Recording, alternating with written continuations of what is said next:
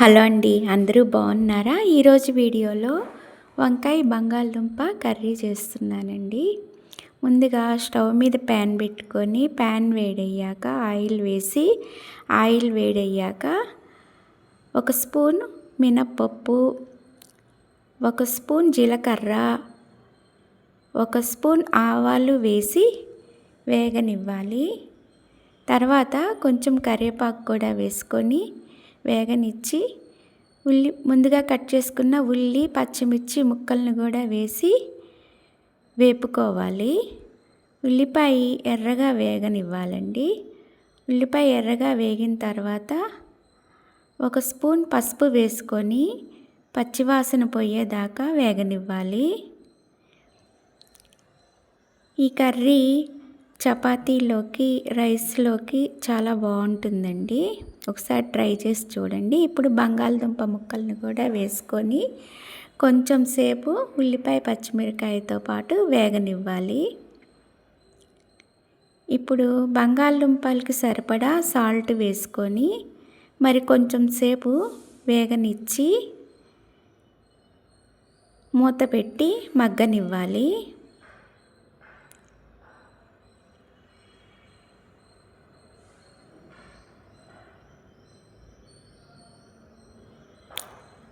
బంగాళదుంపల్ని 50% మగ్గనివ్వాలండి. 50% మగ్గిందేమో చూద్దాం. 50% మగ్గిపోయిందండి. ఇప్పుడు వంకాయ ముక్కల్ని వేసుకోవాలి. వంకాయ ముక్కల్ని కట్ చేసేటప్పుడు నీళ్ళల్లో వేసుకోవాలి. కొంచెం సాల్ట్ కూడా వేసుకుంటే వంకాయలు కండ్రెక్కకుండా ఉంటాయండి. ఇప్పుడు వంకాయ ముక్కలకు సరిపడా సాల్ట్ వేసుకొని కొంచెం సేపు కదిపి తర్వాత తగినంత కారం వేసుకోవాలి. కారం వేసుకున్న తర్వాత ముక్కలన్నిటికీ ఉప్పు, కారం పట్టేలాగా కలుపుకోవాలి.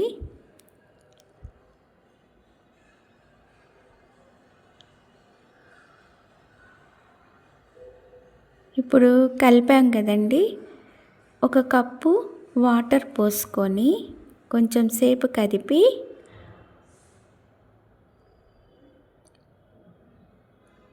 మూత పెట్టి ఒక 5 నిమిషాలు మగ్గనివ్వాలి.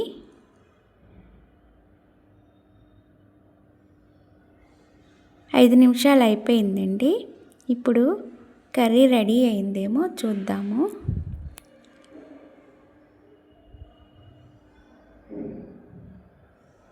బంగాళదుంప కూడా చక్కగా ఉడికిపోయిందండి. వంకాయ కూడా మగ్గిపోయింది.